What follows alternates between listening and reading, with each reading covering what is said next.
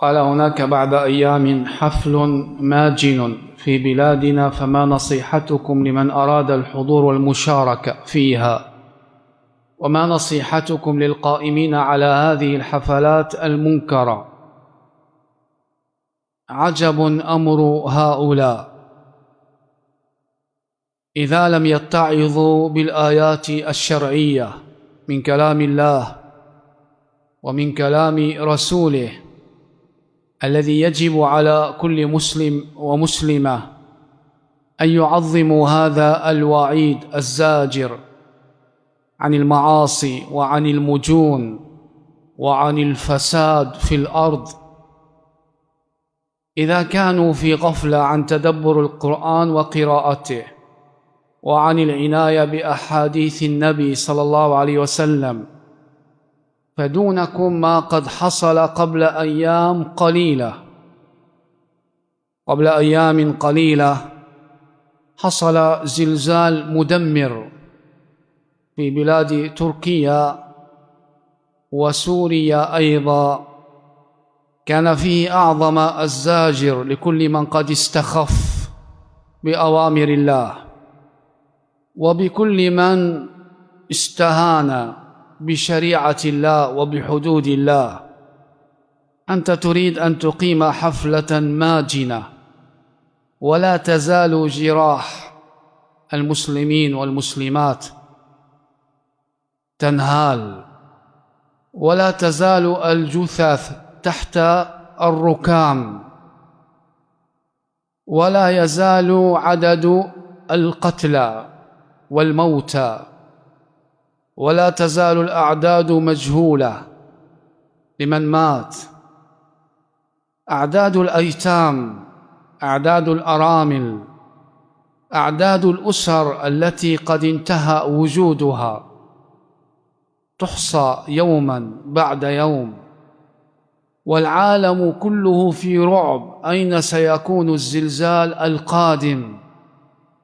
العالم كله في رعب، عجزت تكنولوجياتهم وعجزت علومهم وعجزت أموالهم ومقدراتهم أن يوقفوا تحرك الأرض، أن يوقفوه، بل إنهم لا يعلمون أين سيأتي.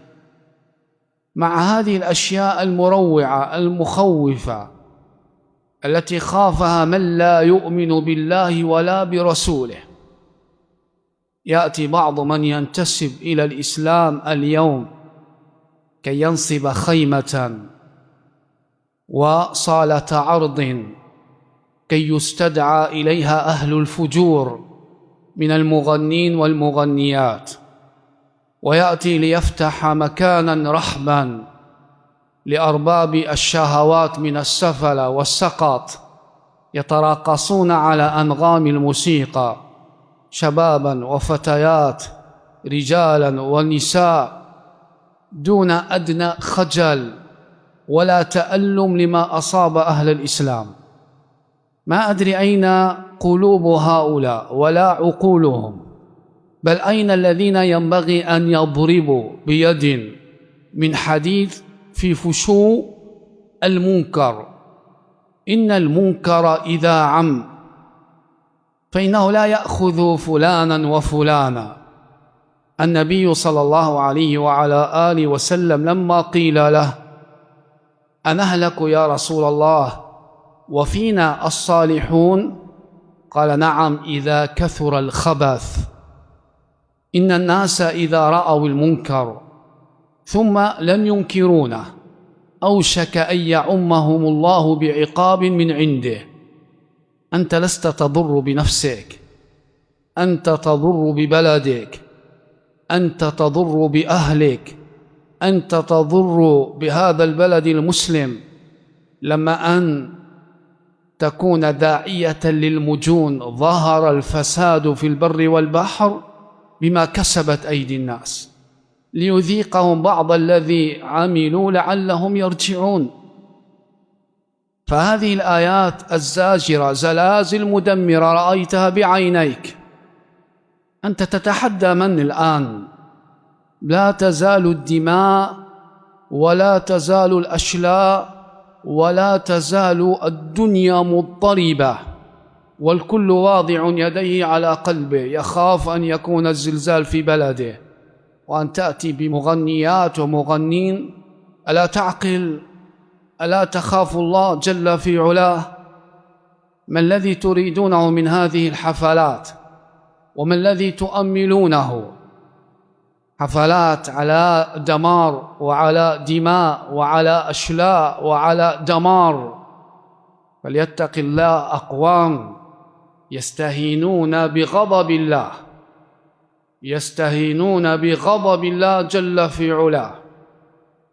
سنفرغ لكم أيها الثقلان، سنفرغ. لذلك كل من يستهين في هذه الأيام المؤلمة الموجعة، أهل الإسلام تحت الأنقاض، رجالا ونساء وشيبات وأطفال، ودمار يعم. يا أخي تب إلى ربك وارجع. حفلات ورقص وأغاني، والله إننا لا نخاف أنه يكون نذير حصول بلاء في هذا البلد.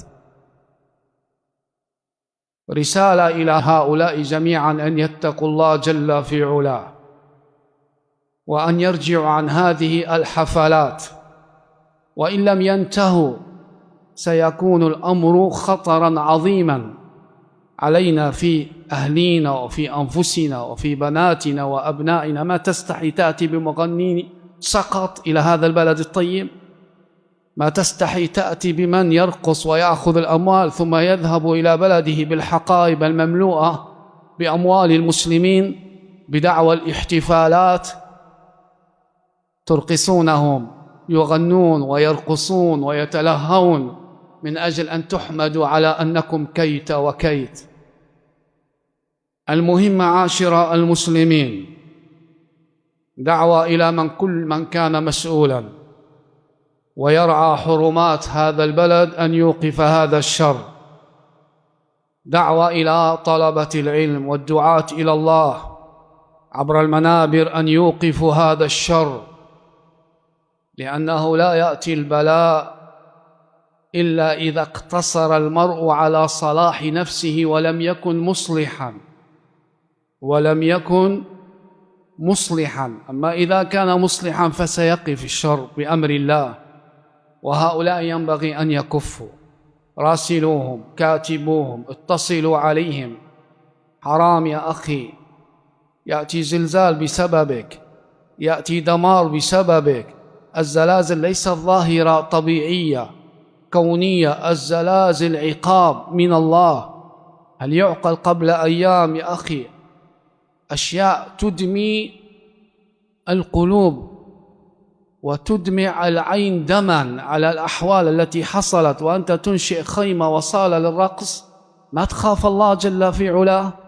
نسأل الله جل في علاه من رام بهذا البلد شرا وسوءا أن يرينا فيه عجائب قدرته. نسأل الله جل في علاه أن يوقف الدماء في عروقه من رام البلاء والفساد لأبنائنا وبناتنا وهذا البلد الطيب ودعوة التوحيد. اللهم أرنا فيه الآيات، أرنا فيه الآيات الظاهرات البينات. اللهم احفظ هذا البلد، نساءه ورجاله وشيباته وعجائزه. اللهم نسألك حفظك التام لهذا البلد. وهؤلاء يكفوا، فإن لم يكفوا فاجعل يا رب الدائرة عليهم، وسلم عبادك المؤمنين، وسلم عبادك الطيبين، وسلم عبادك الصالحين. أما رقص وأغاني بلى، ولا يزال الأوجاع تئن الدنيا كلها بها. ما تستحي يا أخي؟ ما تخجل أنت الذي تركب خيمة وتسوي صالة كي تأتي بالفاسقين والفاسقات والفاجرين والفاجرات الأحياء منهم والأموات، قاتلهم الله جميعا، في بلد يعم بالخير والعفة والطهر. قبائل يا أخي شريفة هذا البلد، ما هم سقط متاع يا أخي لا يدرى من أين جاء. هذه القبائل في أصولها عريقة في الشرف والشهامة والرجولة والحشمة، تأتي بقمامات البلدان وتصبها هنا في هذا البلد. على الجهات المسؤولة الأمنية أن تراقب الناس في أحوال دينها، وأن تمنع كل بلاء وشر. يا أخي سبحان الله، إذا قيل شاب مع فتاة قامت الدنيا وهو يقيم لهم حفلا غنائيا ساهرا يتراقص الجميع ويحصل فيه من الشر ما لا يعلمه إلا الله. اتقوا الله في أنفسكم، اتقوا الله في بناتكم، اتقوا الله في بلادكم، اتقوا الله في أحوالكم.